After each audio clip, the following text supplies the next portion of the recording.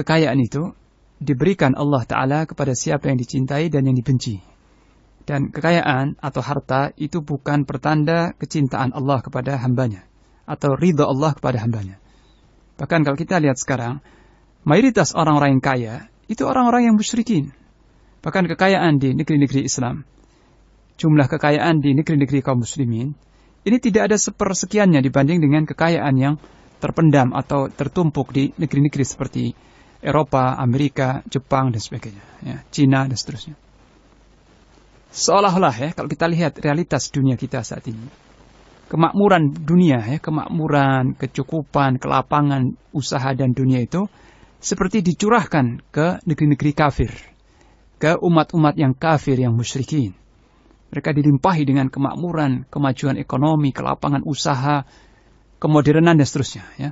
Seperti dicurahkan ke sana, ya. Ini Maha benar Allah Ta'ala yang berfirman, Zuyyina lilladzina kafarul hayatud dunya, ya.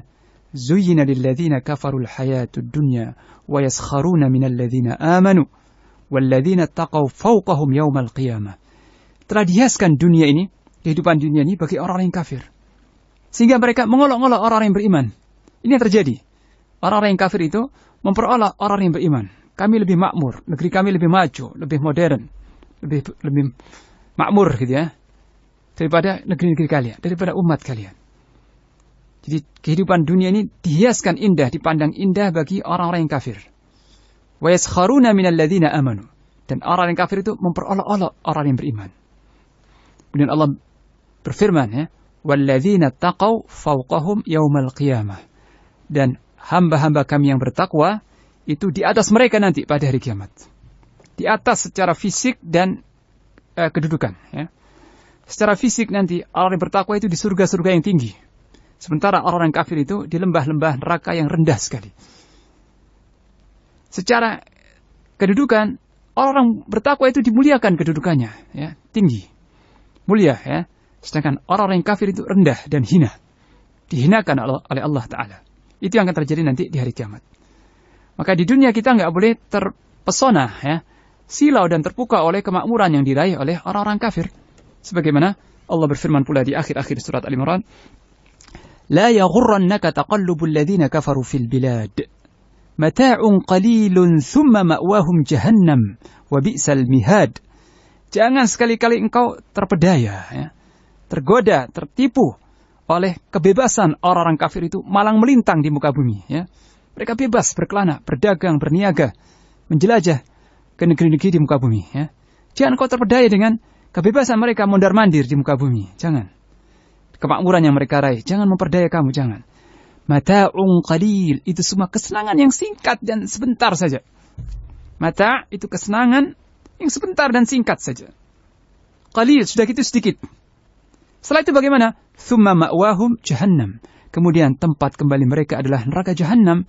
Wa bi'sal mihad, dan itu sebaik-baik tempat kembali. Seburuk-buruk tempat tinggal, ya.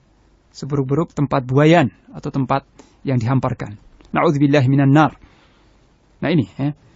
Nah kalau terjadi dalam kasus dalam pertanyaan ini, ada seorang umrah, dan umrah Masya Allah ibadah yang bagus. Tapi yang lebih penting dari itu adalah salat. Salat 5 waktu ini tiangnya din, amuduhu as-salah, ya. Tiangnya agama itu salat. Siapa yang meninggalkan salat dia kafir. Maka kalaupun seorang itu umrah setiap tahun,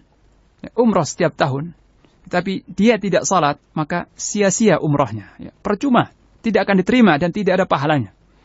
Jangankan sekali umrah, kalau orang itu setiap tahun umrah, bahkan mungkin setahun 3 kali umrah, ya.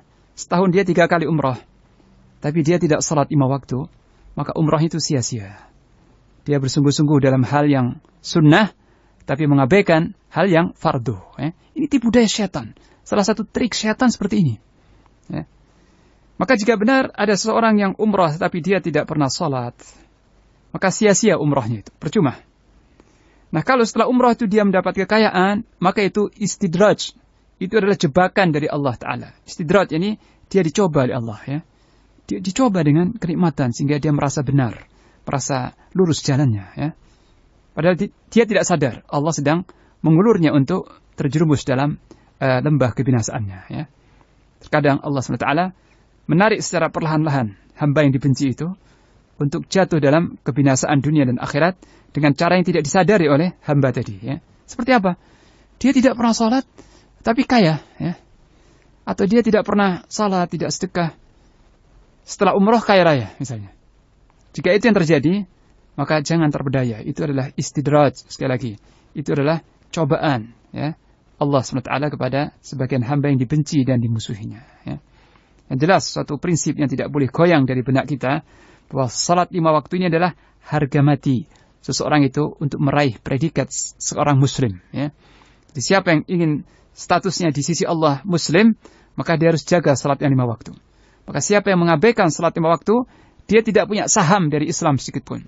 Tidak punya bagian dari saham Islam sedikit pun. Sebagaimana kata Khalifah Umar ibn Khattab radhiyallahu anhu, la hadza fil Islam liman taraka salah. Tidak ada bagian dalam Islam seorang yang meninggalkan salat. Ya. Tidak punya bagian, tidak ada bagian dalam Islam seorang yang meninggalkan salat. Ya.